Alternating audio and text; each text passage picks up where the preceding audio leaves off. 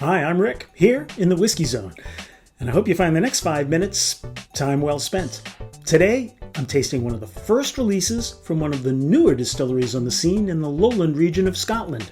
It's the Holyrood Embra I'm drinking today, and it's from, as you might have guessed, the Holyrood Distillery, located in the Scottish capital of Edinburgh.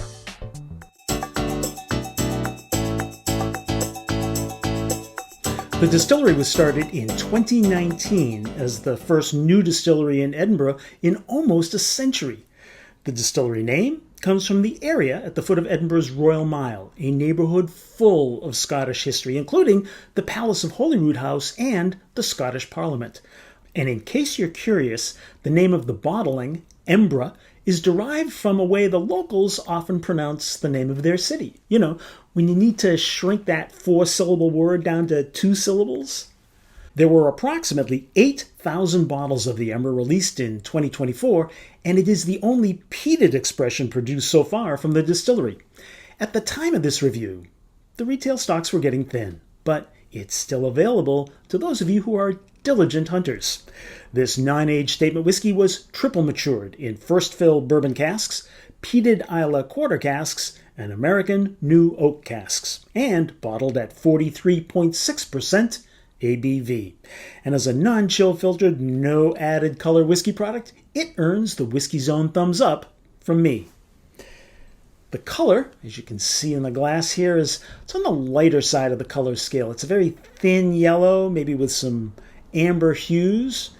And I'm thinking if you were in France right now drinking wine, it might be mistaken for a Chablis. I'm going to introduce my nose to the whiskey now. Bonjour. Vanilla. I'm getting something buttery. Slightly antiseptic. Cherry. Kind of an olive oil gasoline mix. And banana bread. Now, the mouth gets a say.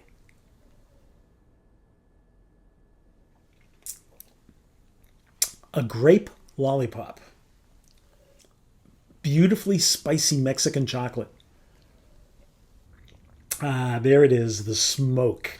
But it's a light smoke. It feels like it's more an accent than something that's actually overwhelming the whiskey.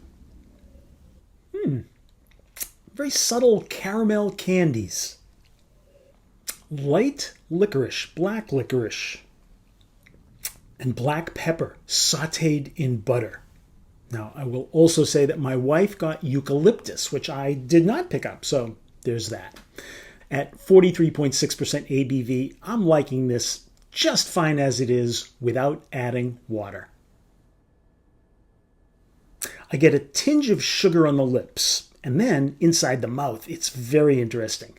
So many peated whiskeys leave me with a full ashtray on my tongue, but this one leans towards a subtle, tasty whiff of ash. There's charred caramel and sweet earthiness like lingering buttered sweet corn. Holyrood does not have a traditional permanent core range of whiskeys, so at the time of this review, they had stopped producing the Embra. It was a one-shot deal for them as part of their plan to keep experimenting with flavors using different malts and yeasts. But I think they scored big time with this one. I mention that because for me, this is a wonderful whiskey to both drink and share with a wide group of friends. There's just enough smoke to satisfy the peat lovers, but not enough to drive away the smoke averse. It's nice on the nose, it's nice on the palate, and not too bad on the wallet either. I heartily encourage Holyrood to produce more smoky whiskeys like this one, and I encourage you to check it out. I'm giving the Holyrood Distillery Embra release a 9-finger pour. Thanks for sharing 5 minutes of your very valuable time with me while I investigated the Holyrood Embra release. If you'd like to do a little more investigating at your own pace, then let me suggest you uncork the best place to do that, the Whiskey Zone companion website. And if you'd like to help out a little, then just subscribing would be great. So until next time, drink smart, stay safe, and we'll see you again in the Whiskey Zone.